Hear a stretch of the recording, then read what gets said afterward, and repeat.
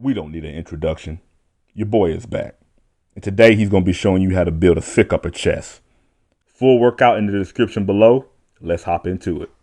So the first movement you're going to want in your chest training is a flat bench movement. I'm not going to say the first movement, but it's a good movement to start off with. Now, I know you guys are saying, Nick, this is an upper chest video, but the flat bench press is a great loading movement for all areas of the chest. If you have a big chest, you probably are going to be very strong on the flat bench movement or flat dumbbell movement, some sort of flat pressing movement. So I would say definitely you want to utilize a flat bench movement. As you see, I'm keeping my elbows tucked in to protect my shoulders, and I'll be using warm-up weights throughout this video because it's simply a demonstration, and I ain't trying to be Ronnie Coleman in here and snap my stuff up. If you notice, I'm using a closer grip on my pressing, and that is not by accident. My first tip for building your upper chest and your chest in general is start using a closer grip for your presses.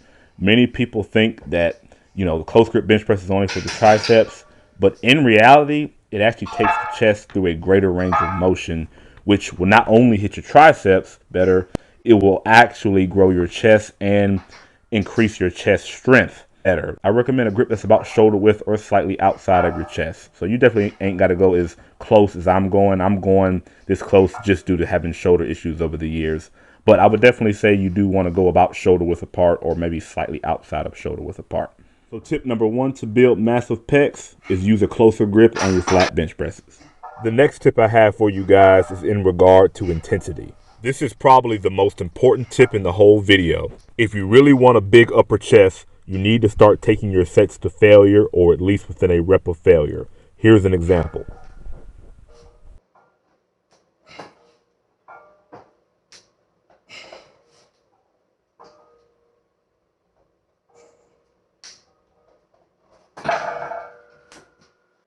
If your reps don't ever look like that, you probably aren't training hard enough. So make sure to include at least one set to failure for each exercise.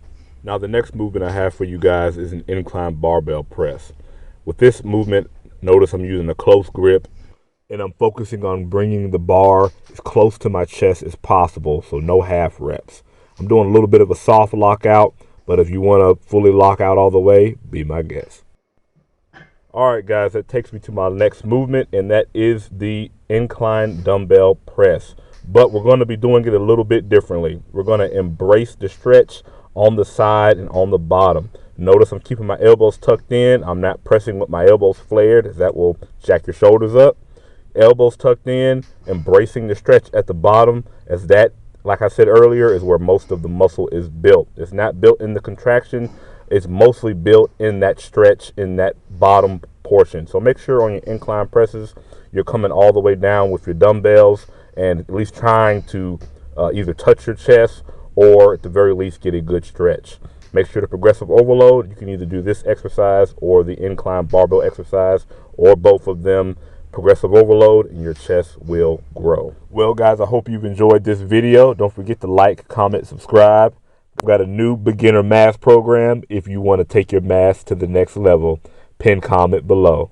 It's your boy Nick, your boy Hercules, signing out.